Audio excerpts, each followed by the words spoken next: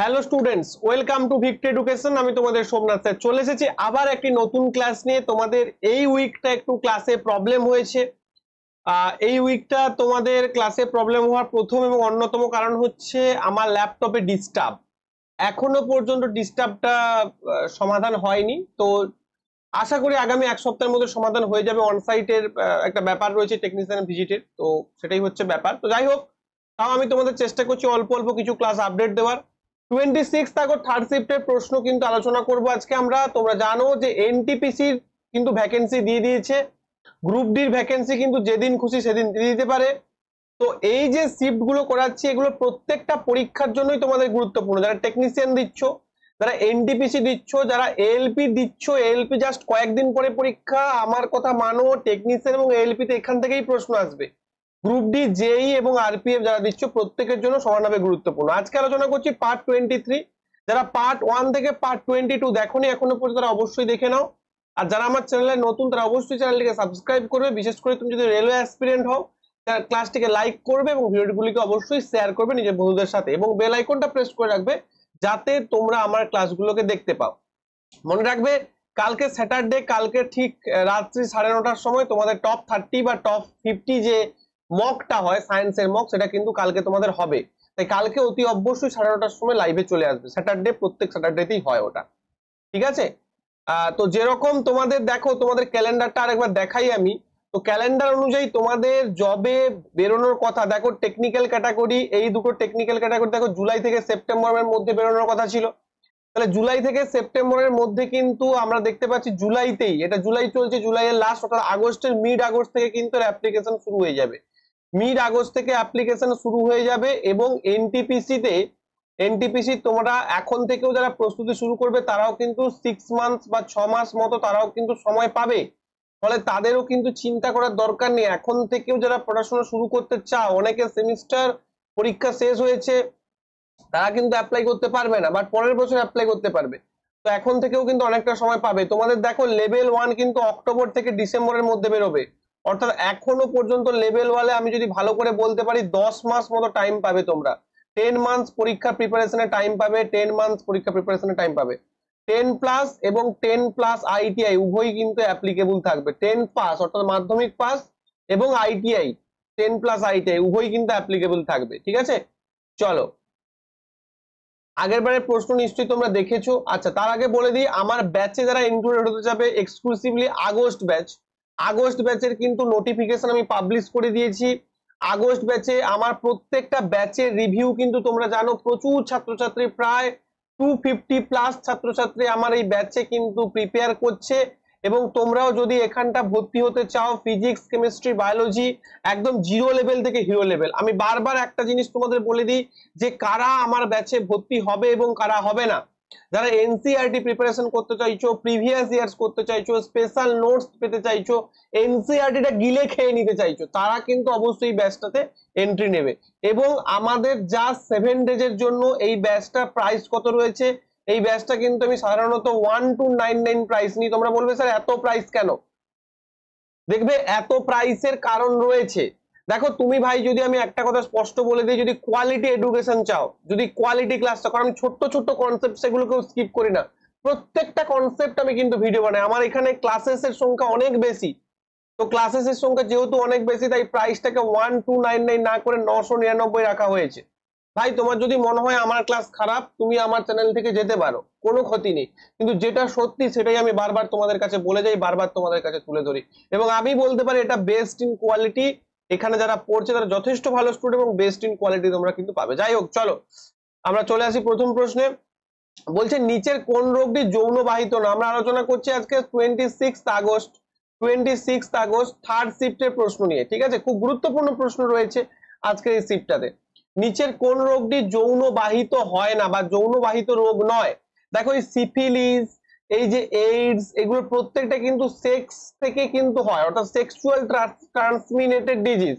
Hepatitis B, but যক্ষা কি বলে, টিউবারকুলোসিস, মাইকোব্যাকটেরিয়াম টিউবারকুলি, এক রকমের যে ব্যাকটেরিয়া রয়েছে সেখান দিয়ে এটা হয়। এটা কিন্তু কোন রকম যৌনবাহিত নয়। তাই এইটা হয়ে যাবে তোমাদের সঠিক উত্তর, যক্ষা বা টিউবারকুলোসিস। নেক্সট প্রশ্ন দেখো, এই ধরনের প্রশ্ন তোমাদের আগের পার্টগুলোতেও আমি করেছি, যারা আমার আগের পার্টের ক্লাস করেছো তারা জানো। 8D পাওয়ার বিশিষ্ট একটি লেন্স এবং -4D, দেখো এখানে মাইনাস রয়েছে, পাওয়ার বিশিষ্ট আর একটি লেন্সের সংস্পর্শে আনা হয়। তাহলে যখনই দুটো লেন্স সংস্পর্শে আনা হবে তখনই পাওয়ার ইকুয়াল টু কি হবে না পাওয়ার 1 প্লাস পাওয়ার 2 উইথ সিম্বল। তাহলে এখানে আমরা দেখলাম যে +8 আর এখানে -4, তাহলে কি হয়ে যাবে না এখানটা হয়ে যাবে, আমরা পেয়ে যাব +4D। তাহলে +4D কি বেরোলো না আলটিমেট পাওয়ার। তাহলে +4D কি বেরোলো আলটিমেট পাওয়ার। দেখো যেহেতু এখানে প্লাস বেরিয়েছে পাওয়ার, তাহলে প্লাস বেরিয়েছে মানে আমরা অবশ্যই কি বলতে পারি এটা কিসের মতো কাজ করবে, এটা প্রথমটা আমরা উত্তর পেয়ে যাবো, এটা উত্তর লেন্সের মতো কাজ করবে।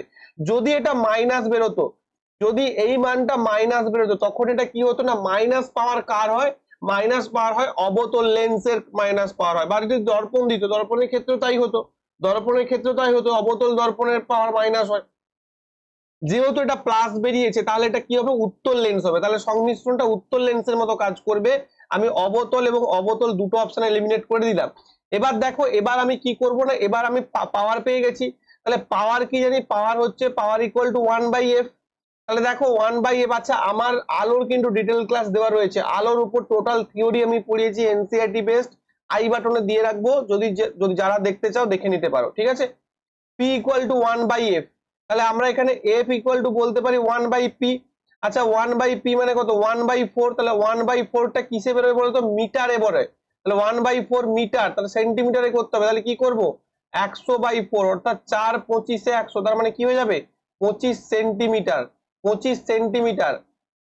100 দিয়ে গুণ করলাম তার মানে কি বেরোলো 25 সেন্টিমিটার হয়ে যাবে উত্তর। তার মানে কি হয়ে যাবে না 25 সেন্টিমিটার এবং উত্তর লেন্স, অর্থাৎ option 2 will be your right answer. আশা করি বোঝা গেছে। তাহলে তোমাদের যে জিনিসটা করতে হবে সেটা হচ্ছে মনে রাখতে হবে যে যখনই এরকম পাওয়ার কম্বিনেশন দেবে দুটো পাওয়ারকে যোগ করতে হবে, এবং যোগ করার পর যে সাইনটা, সেই সাইনটা তোমাদের কিন্তু মাথার মধ্যে রাখতে হবে যে কোন সাইনটা এখানে আসছে, ঠিক আছে।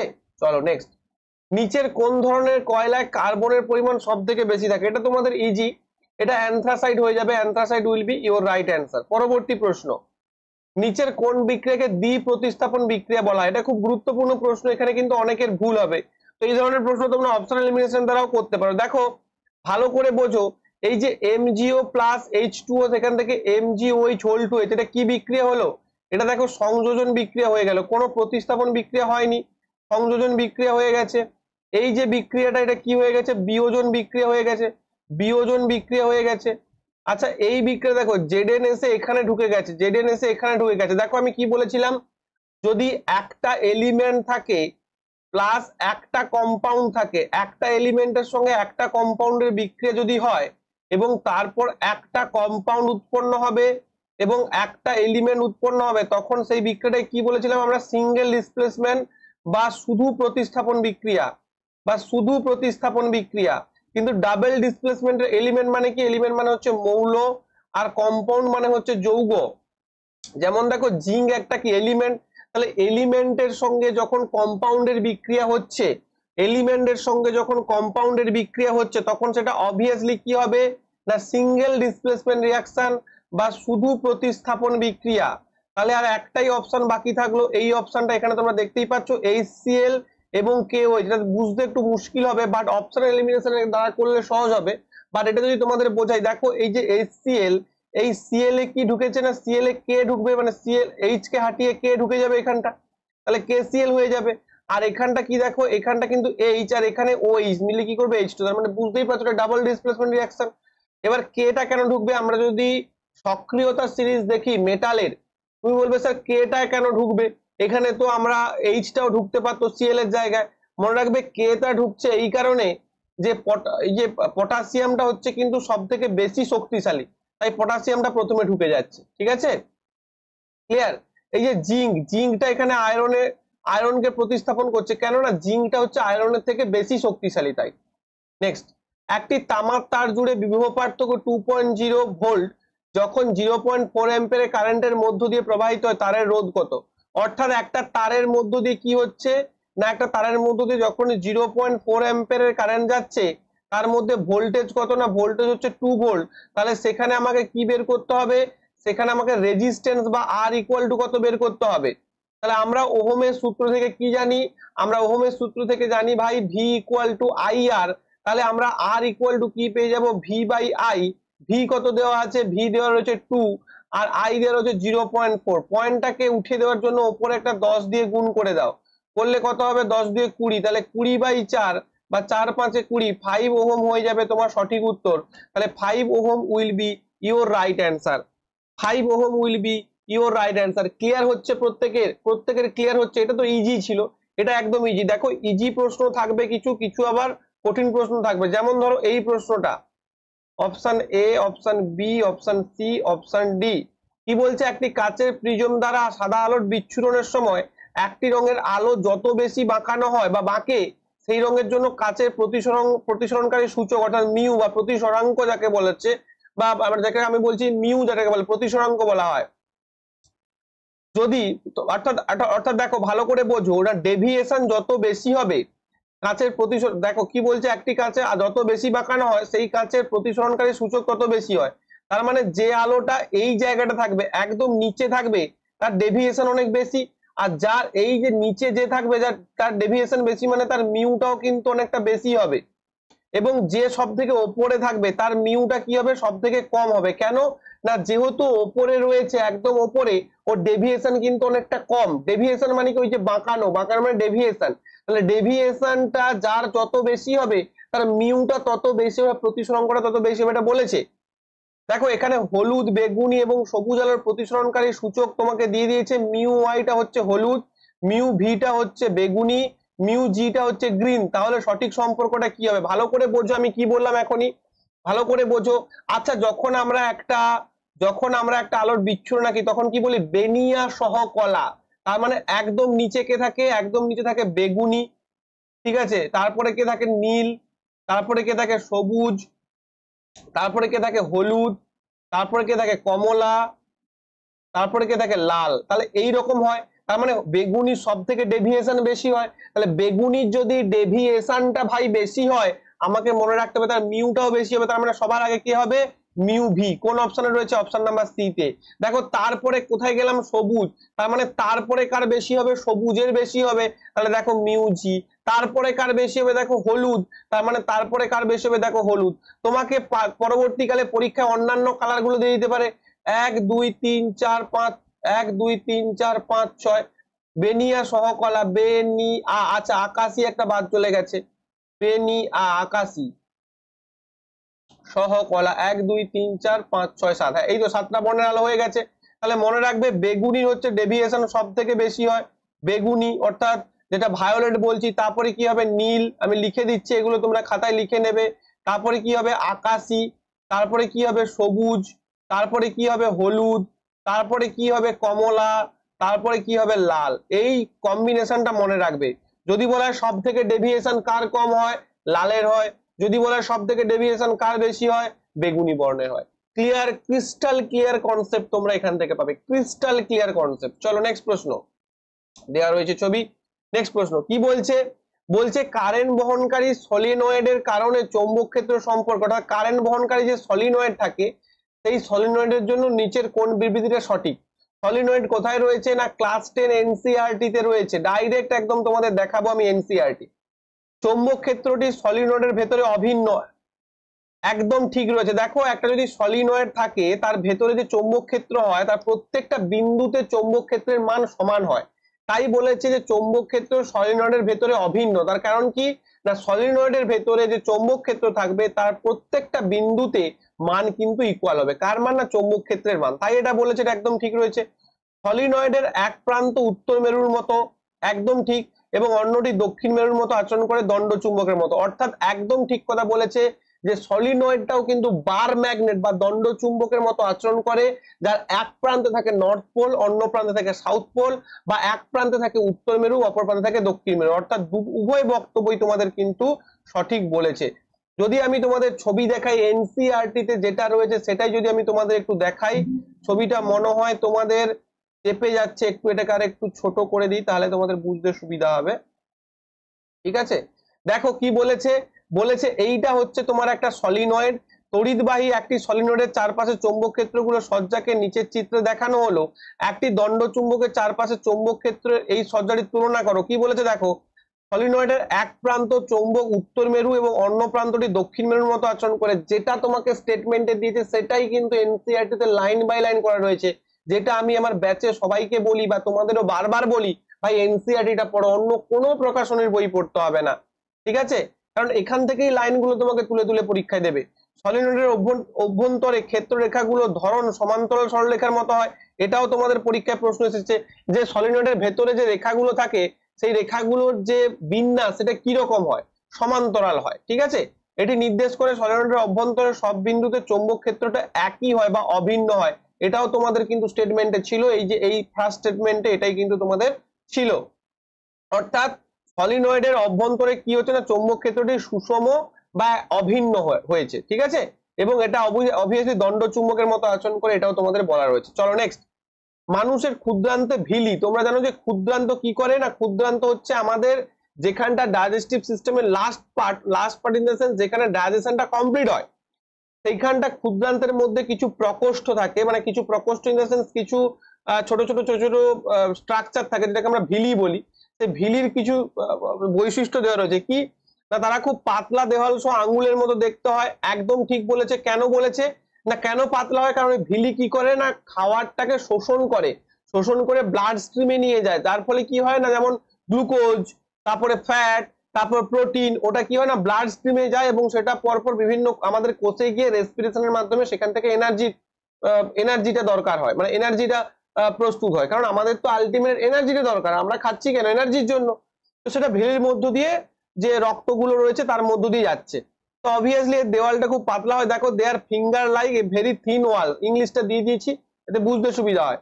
বৃহৎ পৃষ্ঠ এলাকা মানে কি, দেখো এই যে ক্ষুদ্রান্তটা দেখো অনেকটা বড় হয়, ক্ষুদ্রান্ত নামে ক্ষুদ্র হলেও longest part of elementary canal, আমাদের যে পৌষ্টিক নালী রয়েছে তার সব থেকে দীর্ঘতম অংশ হচ্ছে এই ক্ষুদ্রান্ত বা স্মল ইন্টেস্টাইন।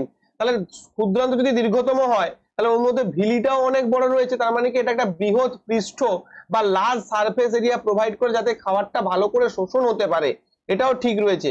খাবার যাওয়ার জন্য ছোট ছিদ্র, প্রচুর পরিমাণে রক্ত আছে, খাবার যাওয়ার জন্য ছোট ছিদ্র নয়, না খাবার যাওয়ার জন্য কোনো ছিদ্র নেই, ওটা কিন্তু শোষণ করে। Have small pore for food to pass, না ফুড পাস করার জন্য কোনো নেই, এখানে কিন্তু কি হয় ছোট ছোট যে অংশগুলো যেগুলো গ্লুকোজ বা এই সমস্ত জিনিসগুলো ভাঙছে সেগুলো যাওয়ার জন্য। অ্যাকচুয়ালি এই জিনিসটা কিন্তু ঠিক খাপ খাচ্ছে না, তাই এটা আমরা ভুল বলবো। প্রচুর পরিমাণে রক্ত কৌশিক দ্বারা সরবরাহ, কৌশিক মানে কি না ব্লাড ক্যাপিলারিজ, প্রচুর পরিমাণে ব্লাড ক্যাপিলারিজ থাকে, এটাও একদম সঠিক। তোমাদের যদি ছবি দেখাই তাহলে দেখতে পাবে এই যে অংশটাকে ভিলি বলা হয়, এখানে প্রচুর ব্লাড ক্যাপিলারিজ থেকে যেখান থেকে গ্লুকোজ বা এই সমস্ত খাওয়ার অংশ, মানে তুমি যে পিৎজা খাচ্ছ সেই পিৎজার অংশটাকে ভিলির মধ্যে ঢুকে যাবে, এটা বোঝাচ্ছে। গ্লুকোজ বা এই ধরনের জিনিসগুলো এগুলো তোমার হজম হওয়ার পর যে বাই প্রোডাক্ট উৎপন্ন হচ্ছে সেটা তোমার ব্লাড স্ট্রিমে যাচ্ছে, ঠিক আছে? আর ভিলির ওপর যে আরো ছোট ছোট চুলের মতো প্রজেকশন থাকে তাকে মাইক্রোভিলি বলা হয়। কনসেপ্টটা বোঝো, অনেকে ভাববে যে স্যার খাওয়ার তো যাচ্ছে গ্লুকোজ তো যাচ্ছে, না ওটা বলেনি, বলেছে তুমি ভাত খাচ্ছ তাহলে ভাতটা কি ভিলির মধ্যে ঢুকে যাচ্ছে, উত্তর হচ্ছে না, ভাত তো ঢুকছে না, ঢুকছে ভাতটাকে ভেঙে যখন গ্লুকোজ ওখান থেকে এক্সট্রাক্টেড হচ্ছে সেই গ্লুকোজটার মধ্যে ঢুকছে। ক্লিয়ার হয়েছে? চলো তাহলে আমরা কি দেখলাম, 1 নম্বর 2 নম্বর 4 নম্বর, 1 2 4 option number 1 will be right answer.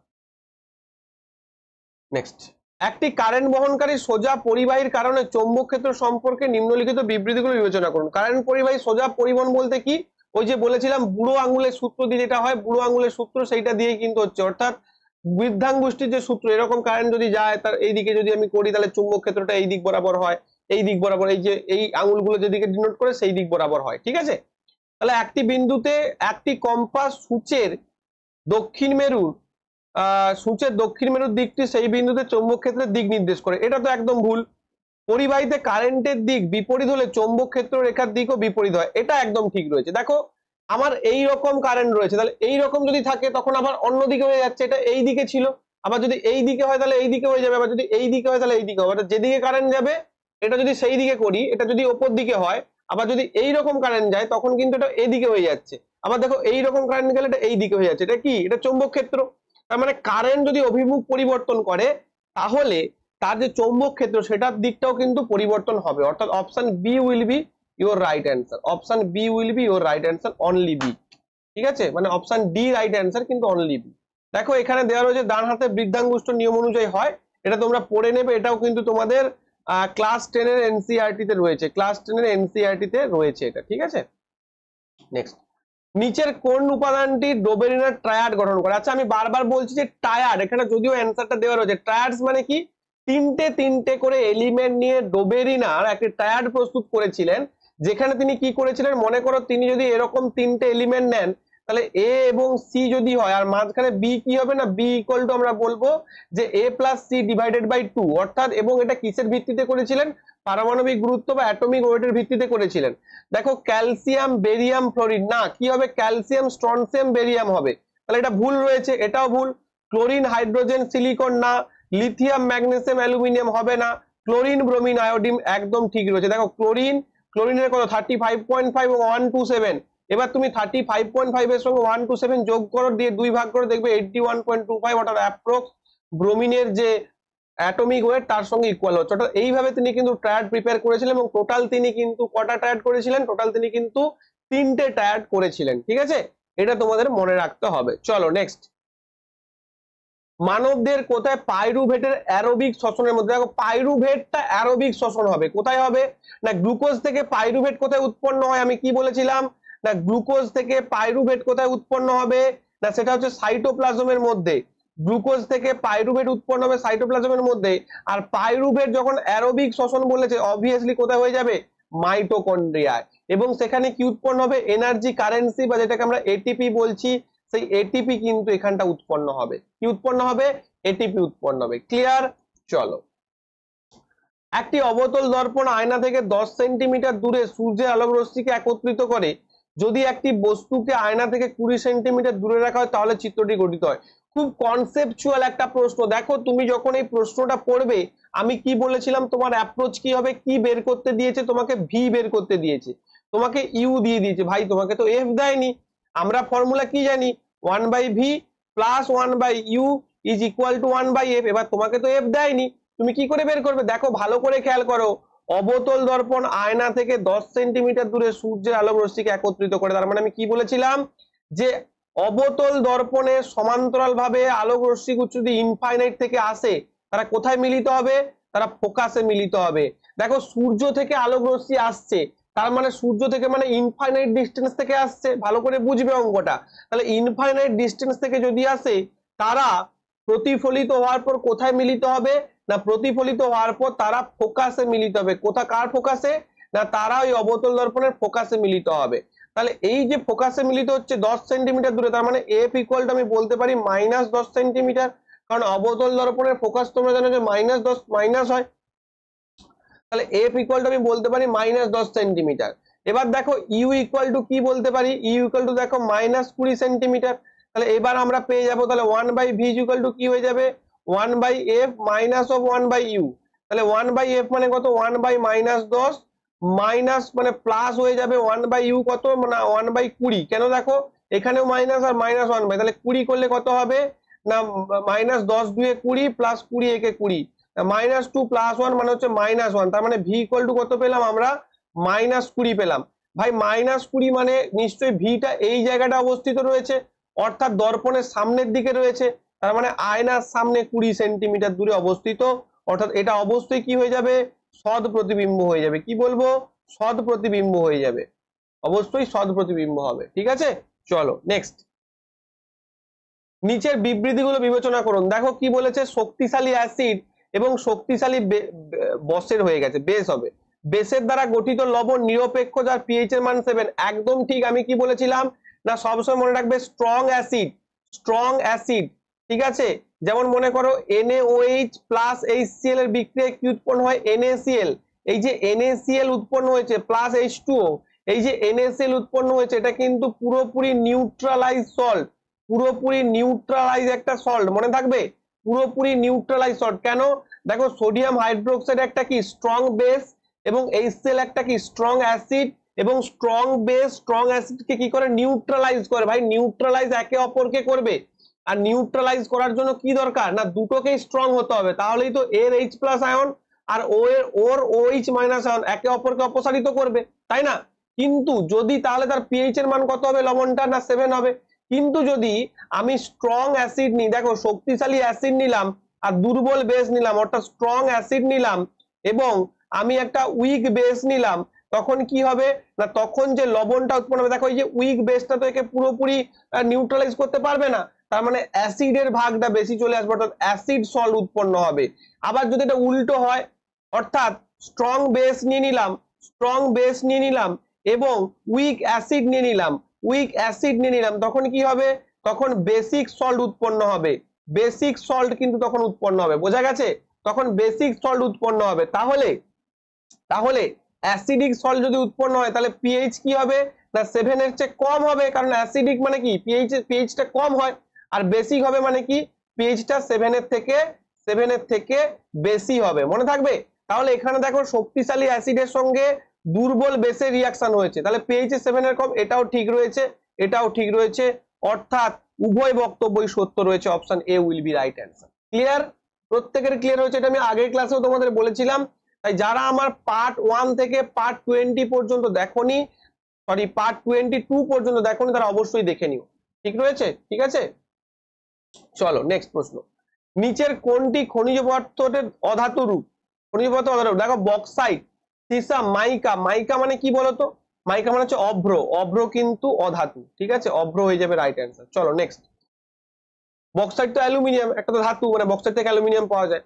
Silicon দ্বারা গঠিত আছে, সিলিকনের কি থাকে জানো তো, 3D অরবিটালটা মানে অর্ধ ফিল আপ থাকে, তাই এটা কিন্তু খুব রিয়াকশন থাকে, মানে খুব রিয়াক্টিভ হয়, তাহলে খুব প্রতিক্রিয়াশীল বা ভেরি রিয়াক্টিভ হবে, হাইলি রিয়াক্টিভ। চলো নেক্সট।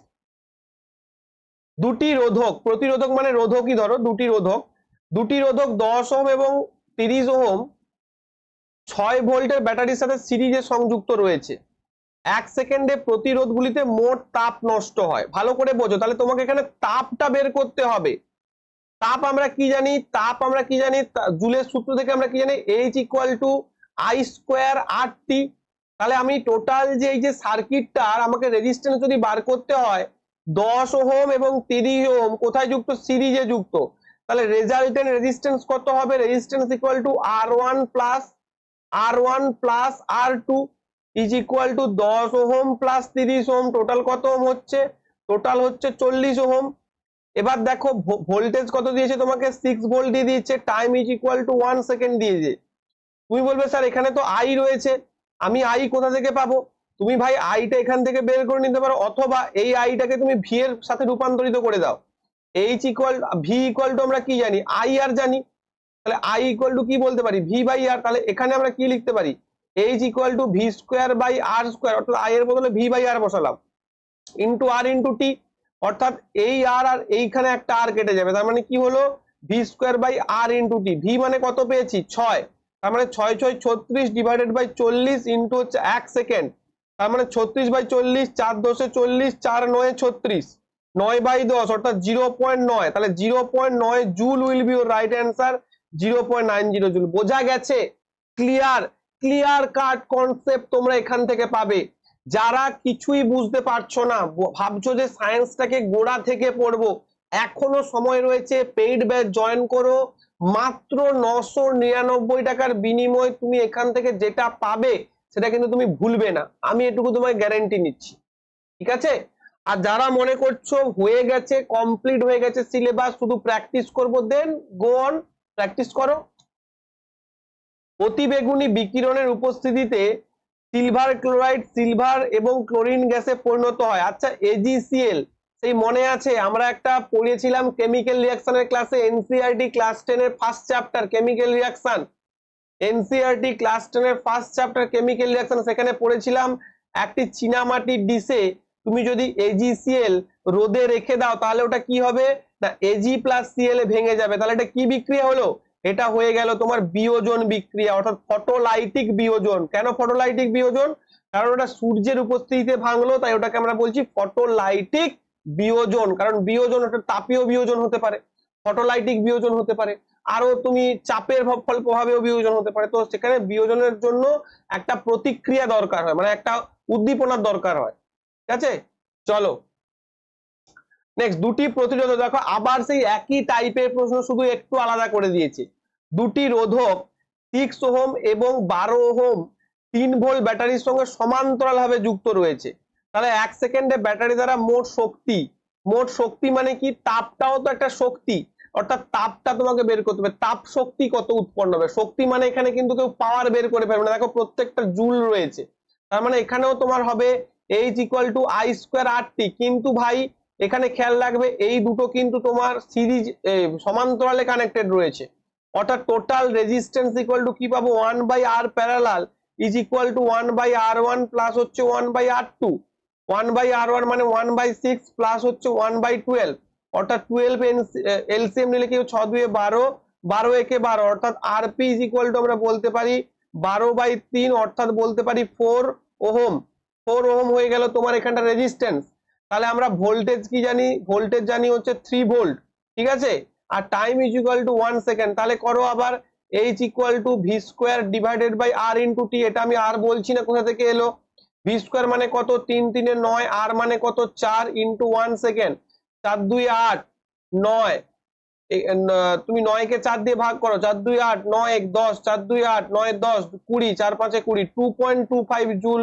অপশন নাম্বার বি হয়ে যাবে বা অপশন নাম্বার 2 হয়ে যাবে সঠিক উত্তর, 2.25 জুল। দেখো অঙ্ক কিন্তু কঠিন না, বাট তোমাকে বুঝে করতে হবে, ব্যাস এইটুকু। আমার কাছে যারা ক্লাস করছো প্রচুর ক্লাস, তারা জানো যে তাদের কাছে এগুলো ইজি, কারণ আমি এত অঙ্ক করিয়েছি তোমাদের, জানি না আর কেউ বাংলায় এত অঙ্ক করিয়েছি কিনা, সেটা আমার জানা নেই। জানা থাকলে তোমরা অবশ্যই আমাকে জানিও, তাহলে আমারও বুঝতে সুবিধা হবে যে তার থেকে আরো বেটার করতে হবে আমাকে, কারণ আমি সবসময় মনে করি আই এম দ্য বেস্ট। তোমরাও এরকম করে, তোমাকে মনে করো তোমার যেখানে খামতি সেটাকে পূরণ করে তোমাকে বেস্ট হতে হবে। চলো নেক্সট। আচ্ছা কি বলেছে, পরমাণুর ব্যাসার্ধ একটি পর্যায় বরাবর বাম থেকে ডানে যাওয়ার সময় বৃদ্ধি পায়, এটা কি সঠিক রয়েছে? আমি তোমাদের কি বলেছিলাম মনে রাখবে, আমি যখন বুঝিয়েছিলাম ম্যাগনেসিয়ামের কত 12, তারপরে কি রয়েছে অ্যালুমিনিয়াম 13। মনে রাখবে ইলেকট্রন যত বাড়বে, লাস্ট কক্ষে ইলেকট্রন যত বাড়বে কেন্দ্র তত কি করবে, আকর্ষণ করবে ওকে বেশি করে।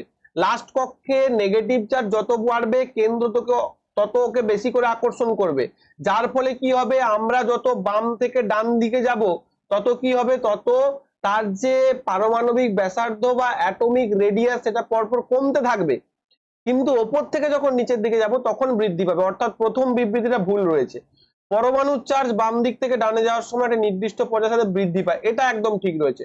তুমি দেখো এমজি কে যদি আমি সাজাই 2 আর 2, তাহলে এটা কি হয়ে যাবে দেখো না, 2 আর 2 যদি হয় তার মানে দুটো ইলেকট্রন সে ছেড়ে দেবে, তাহলে দুটো ইলেকট্রন যদি ছেড়ে দেয় তাহলে আমরা কি বলবো যে Mg2+। আবার দেখো অ্যালুমিনিয়াম 2 8 8 2 10 3, দেখো এখান থেকে কি হলো Al3+ হলো, তার মানে যত বাম দিক থেকে ডান দিকে যাব তত চার্জটা কি হবে না, চার্জটা পর্যায়ের সাথে বৃদ্ধি পাবে, অর্থাৎ শুধুমাত্র বিবৃতি 2 হয়ে যাবে সঠিক। ক্লিয়ার হয়েছে প্রত্যেকের? চলো নেক্সট। উচ্চ ঘনত্ব থেকে কম ঘনত্বের দিকে পদার্থের স্বতঃস্ফূর্ত গতিবিধিকে, ভাই তুমি একটা তোমার বাড়ির কোনায় ধূপ জ্বালিয়েছো, সেই ধূপের গন্ধ সারা ঘরের মধ্যে ছড়িয়ে পড়ছে, কোন প্রক্রিয়ার মাধ্যমে, ব্যাপন প্রক্রিয়ার মধ্যে দিয়ে। আচ্ছা যদি তাপমাত্রা বৃদ্ধি হয় বা তাপ বৃদ্ধি হয় তাহলে ব্যাপনের হার বাড়ে না কমে? অবভিয়াসলি কিন্তু ব্যাপনের হার বাড়ে, বা তাপ বৃদ্ধি পেলে ব্যাপনের হার কিন্তু বৃদ্ধি পায়, মনে রাখবে। নেক্সট, মিথেন এবং ক্লোরিন গ্যাস থেকে মিথাইল ক্লোরাইডের সৃষ্টি কোন ধরনের বিক্রিয়া? দেখে মনে হবে এই বিক্রিয়াটা কিসের বিক্রিয়া বলতো, দেখে মনে হচ্ছে যে বিক্রিয়া দুটো সংযোজন বিক্রিয়া, কিন্তু না, মনে রাখবে মিথেন CH4 প্লাস Cl2, সেখান থেকে উৎপন্ন হবে CH3Cl এবং HCl মেবি উৎপন্ন হবে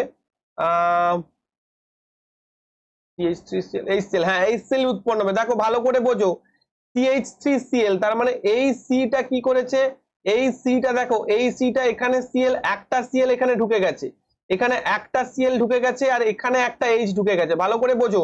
এটাও কিন্তু প্রতিস্থাপন বিক্রিয়াই হচ্ছে, ডাবল প্রতিস্থাপন না, ডাবল প্রতিস্থাপন হবে না, কারণ এটা তো একটা এলিমেন্ট, সিঙ্গেল প্রতিস্থাপন রিঅ্যাকশন হচ্ছে। ক্লোরিনটা দেখো, ক্লোরিন কি হচ্ছে, একটা ক্লোরিন এখানে ঢুকেছে, দিয়ে কি করেছে দেখো CH3 আর একটা হাইড্রোজেন এখানে ঢুকে গেছে, CH3Cl হয়েছে, একটা Cl এখানে ঢুকেছে আর একটা হাইড্রোজেন এখানে ঢুকে কি উৎপন্ন করবে HCl। তাহলে যখনই তোমরা শুধুমাত্র মিথাইল ক্লোরাইড পুরো বিক্রিয়াটা না জানবে তখনই ভুল হয়ে যাবে। কেন কিন্তু তোমরা ভাববে যে ভুল স্যার ঠিক করবো কি করে, ঠিক করবে এইভাবে, দেখো তোমরা মিথেনের সংকেত জানো, তোমরা ক্লোরিনের সংকেত জানো, তাহলে যখনই তোমরা মিথাইল ক্লোরাইড করবে CH3Cl, তাহলে দেখো এখানে 3টে হাইড্রোজেন, একটা কার্বন আর এখানে একটা Cl, তাহলে বাকিটা কোথায় গেল, নিশ্চয়ই আরো একটা কোনো প্রোডাক্ট উৎপন্ন হয়েছে। তাহলে তোমরা যদি বলো সংযোজন বিক্রিয়া, তাহলে তো একটাই প্রোডাক্ট উৎপন্ন হবে, দুটো প্রোডাক্ট কেন উৎপন্ন হবে? তাহলে এটা সংযোজন বিক্রিয়া নয়, দহন বিক্রিয়াও নয়, আর জারণ বিক্রিয়াও নয়। তাহলে কি উত্তর হয়ে যাবে? প্রতিস্থাপন বিক্রিয়া। ঠিক আছে, এখানে বিক্রিয়াগুলো কিছু দেওয়া রয়েছে, এগুলো একটু দেখে নিও। ঠিক আছে, আচ্ছা পিডিএফটা আমার টেলিগ্রাম গ্রুপে দিয়ে দেবো। টেলিগ্রাম গ্রুপের নাম হচ্ছে ভিক্টরি এডু, তোমরা টেলিগ্রামে সার্চ করলেও এই চ্যানেলটা পেয়ে যাবে। লোগোটা হচ্ছে এই লোগোটা দেওয়া রয়েছে, এখানে যে লোগোটা, এই লোগোটা দেওয়া রয়েছে। আচ্ছা বেকিং সোডা, আগের দিন আমি তোমাদের বলেছিলাম যে বেকিং সোডা থেকেই কিন্তু সোডিয়াম কার্বনেট উৎপন্ন হয়, অর্থাৎ কাপড় কাঁচা সোডা কিন্তু বেকিং সোডা থেকেই উৎপন্ন হয়। বেকিং সোডাকে তাপ দিয়ে কাপড় কাঁচা সোডা উৎপন্ন হয়। আর বেকিং সোডা কোথা থেকে উৎপন্ন হয়? না সাধারণ লবণ, কার্বন ডাইঅক্সাইড, অ্যামোনিয়া এখান থেকে উৎপন্ন হয়, অর্থাৎ option 2 will be your right answer. একটি বস্তুকে 8 সেন্টিমিটার দূরত্বে 12 সেন্টিমিটার ফোকাল দৈর্ঘ্যে একটা অবতল আয়না, অবতল আয়না মানে কি হয়ে যাবে? এফ ইকুয়াল টু -12 সেন্টিমিটার হয়ে যাবে, ইউ ইকুয়াল টু -8 সেন্টিমিটার হয়ে যাবে। এবার আমরা কি বলবো? 1/v plus 1/u is equal two 1/f। দেখো আমায় কি বের করতে হবে? 1/v is equal two 1/f minus of 1/u।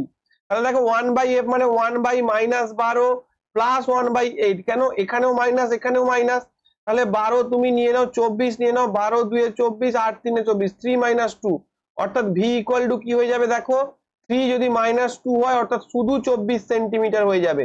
তার মানে এটা কি উৎপন্ন হয়েছে? দেখো প্লাস, প্লাস মানে এটা অবভিয়াসলি অসৎ প্রতিবিম্ব গঠিত হয়েছে, অসৎ প্রতিবিম্ব বা ভার্চুয়াল ইমেজ গঠিত হয়েছে বা অসৎ প্রতিবিম্ব গঠিত হয়েছে। তোমাকে ইমেজের প্রকৃতি জিজ্ঞাসা করলে তখনও বলে দিতে পারবে তুমি।